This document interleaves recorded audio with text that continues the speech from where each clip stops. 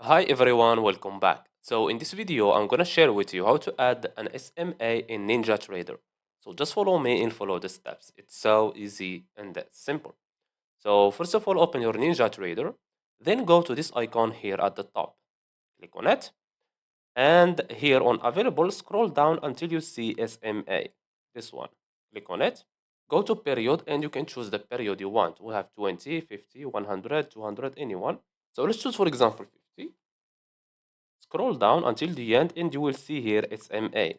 Click on it and we have here color. Click on it and you can change the color if you want.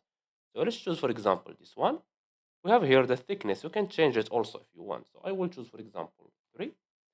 Click on apply and click on OK. And as you can see here, this is our 50 SMA. And that's it. So I hope you found this video helpful. Don't forget to give us a like and subscribe. Thanks for watching and see you on the next one.